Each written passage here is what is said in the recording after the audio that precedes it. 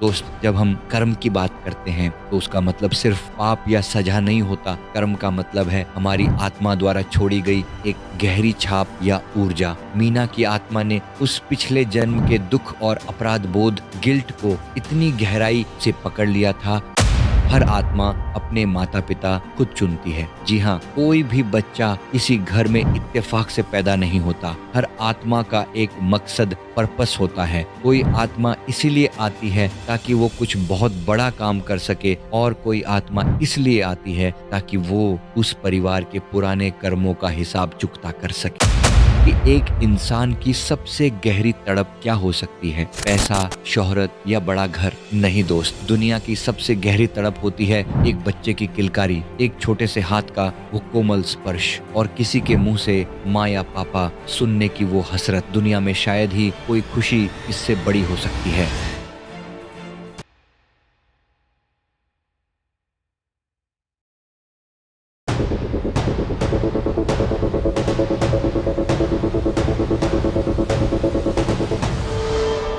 क्या आपने कभी सोचा है कि एक इंसान की सबसे गहरी तड़प क्या हो सकती है? पैसा, शोहरत या बड़ा घर? नहीं दोस्त, दुनिया की सबसे गहरी तड़प होती है एक बच्चे की किलकारी, एक छोटे से हाथ का वो कोमल स्पर्श, और किसी के मुंह से माँ या पापा सुनने की वो हसरत। दुनिया में शायद ही कोई खुशी इससे बड़ी हो सकती है। लेकिन जरा सोचिए, उन घरों का क्या जहाँ ये खुशी कभी दस्तक ही नहीं देती? और जब ऐसा होता है तो हमारा समाज क्या करता है? समाज उंगली उठाता है, ताने मारता है, और सारा दोष किस पर मढ़ देता है? उस औरत पर जो अंदर ही अंदर पहले से ही टूट चुकी होती है। आज का ये वीडियो मैं बहुत सोच समझकर और बहुत भारी मन से बना रहा हूँ। आज हम विज्ञान या समाज के तानों से परे जाकर बात करेंगे। हम बात करेंगे आत्मा के सफर की, कर्मों के विज्ञान की, और उस रहस्य की जो ये तय करता है कि कोई आत्मा किसी खास घर में जन्म क्यों लेती है या क्यों नहीं लेती। अगर आप खुद इस दर्द से गुजर रहे हैं, या आपके आसपास कोई ऐसा है जो सालों से एक बच्चे के लिए तरस रहा है, तो इस वीडियो को पूरा जरूर देखिएगा। शायद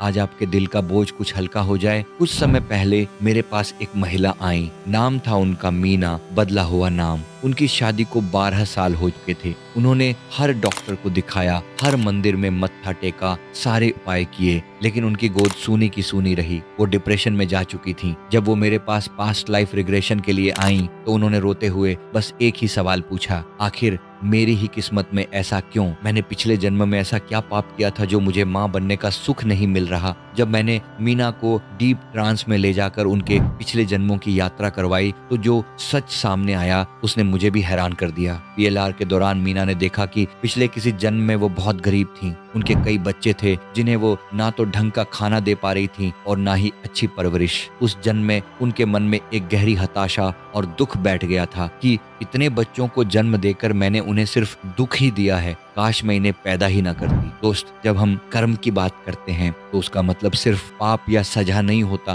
कर्म का मतलब है हमारी आत्मा द्वारा छोड़ी गई एक गहरी छाप या ऊर्जा। मीना की आत्मा ने उस पिछले जन्म के दुख और अपराध बोध गिल्ट को इतनी गहराई से पकड़ लिया था कि इस जन्म में उस आत्मा ने खुद ही अनकॉन्शियसली माँ बनने से इनकार कर दिया था ताकि उसे दोबारा वो दुख ना झेलना पड़े। यह कोई सजा नहीं थी, यह उस आत्मा का अपना चुनाव था। एक और बहुत गहरी बात जो मुझे पीएलआर सेशंस और आध्यात्मिक अध्ययनों से समझ आई है, वह यह है कि हर आत्मा अपने माता पिता खुद चुनती है। जी हाँ, कोई भी बच्चा किसी घर में इत्तेफाक से पैदा नहीं होता। हर आत्मा का एक मकसद, पर्पस होता है। कोई आत्मा इसीलिए आती है ताकि वो कुछ बहुत बड़ा काम कर सके, और कोई आत्मा इसलिए आती है ताकि वो उस परिवार के पुराने कर्मों का हिसाब चुकता कर सके। अब सोचिए, अगर किसी आम के बीज को रेगिस्तान की सूखी रेत में बो दिया जाए तो क्या वो पेड़ बनेगा? नहीं, उसे सही मिट्टी, पानी और धूप चाहिए। बिल्कुल वैसे ही एक पवित्र और नई आत्मा को जन्म लेने के लिए सही ऊर्जा, एनर्जी वाला घर चाहिए होता है। मैंने कई केसेस में देखा है कि जिस घर में हमेशा क्लेश रहता है, पति पत्नी के बीच प्यार की जगह सिर्फ नफरत होती है, बुजुर्गों का अपमान होता है, उस घर की ऑरा इतनी नेगेटिव हो जाती है कि कोई भी नई आत्मा वहां आने से डरती है। मॉडर्न साइंस भी आज ये मानती है कि माँ का स्ट्रेस लेवल, कॉर्टिसोल हार्मोन बच्चे के जन्म या फर्टिलिटी को सीधा प्रभावित करता है, यानी प्यार और शांति ही नए जीवन को बुलाती है। मुझे एक दोस्त ने बताया था कि उनके एक रिश्तेदार के घर 10 साल तक बच्चा नहीं हुआ। सास बहू के रोज के झगड़े थे। फिर एक दिन पति पत्नी ने फैसला किया कि वो अलग शहर जाकर नई शुरुआत करेंगे। उन्होंने अपने रिश्ते सुधारे, माँ बाप से माफी मांगी और एक शांत जीवन जीने लगे। और चमत्कार देखिए, सिर्फ 1 साल के अंदर उनके घर में किलकारी गूंज उठी। क्या यह सिर्फ इत्तेफाक था? नहीं दोस्त, यह उस घर की बदली हुई ऊर्जा का नतीजा था। नंबर 5, आज मुझे एक बात कहनी है जो शायद कुछ लोगों को कड़वी लगे।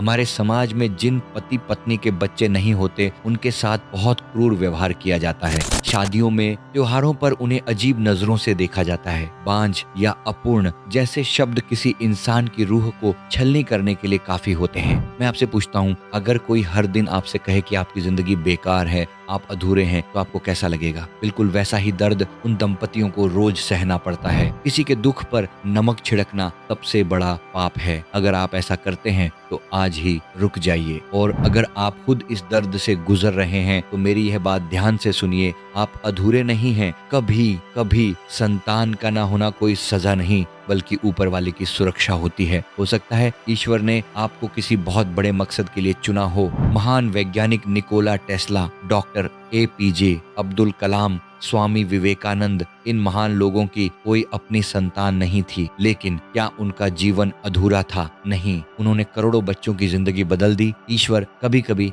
आपको एक बच्चा देने की बजाय लाखों बच्चों के लिए एक आशीर्वाद बना देता है। अगर आप मुझसे पूछें कि क्या कोई उपाय है, तो दोस्त, उपाय कोई जादू नहीं होते। ये बस आपकी ऊर्जा को शुद्ध करने के तरीके हैं। 1, अपने माता पिता और बुजुर्गों का दिल से सम्मान करें, उनकी सेवा करें। 2, अनाथ आश्रम जाएं, उन बच्चों के साथ वक्त बिताएं, उन्हें प्यार दें। जब आप किसी और के बच्चे को निस्वार्थ प्यार देते हैं तो ये ब्रह्मांड उसे जरूर नोटिस करता है। 3, अपने घर के माहौल को शांत और प्यार भरा बनाएं। 4, और हाँ, मेडिकल साइंस भी ईश्वर की ही देन है। IVF, IUI या डॉक्टरी इलाज का पूरा सहारा लें और साथ ही उस ऊपर वाले पर अटूट विश्वास रखें। लेकिन अगर आपने हर डॉक्टर को दिखा लिया, हर मंदिर में मत्था टेक लिया और फिर भी आपकी गोद सूनी है, तो मैं बहुत ही आदर के साथ आपसे कहना चाहता हूँ, आप हारे नहीं हैं। आप एक ऐसी मुश्किल लड़ाई लड़ रहे हैं जिसे हर कोई नहीं समझ सकता। मैंने ऐसे कई लोगों को देखा है जिन्होंने अपना जीवन समाज सेवा में या अनाथ बच्चों को गोद लेकर इतना खूबसूरत बना लिया कि आज वो दुनिया के सबसे खुश इंसान हैं, क्योंकि उन्होंने ये समझ लिया है कि जिंदगी का मतलब सिर्फ जन्म देना नहीं, बल्कि प्यार देना है। आज इस वीडियो को बनाते हुए मेरा दिल बहुत भारी है। अगर आप किसी ऐसे कपल को जानते हैं जो इस दर्द से गुजर रहा है, तो अगली बार उनसे ये मत पूछना कि कोई खुशखबरी है या नहीं। बस उनके कंधे पर हाथ रखकर पूछना, तुम कैसे हो? यकीन मानो, इतना ही काफी है। ईश्वर की योजना हमेशा हमारी समझ से बहुत बड़ी होती है। भरोसा रखिए, जो होना है वो होकर रहेगा, और जो नहीं हुआ शायद उसकी वजह भी आपको एक दिन जरूर समझ आ जाएगी। आशा करता हूँ कि ये वीडियो आपको पसंद आई होगी। वीडियो पसंद आई तो वीडियो को लाइक करें और कमेंट करना ना भूलें। और अगर आप हमारे चैनल पे नए हैं तो हमारे चैनल को अभी सब्सक्राइब कर लीजिए। धन्यवाद।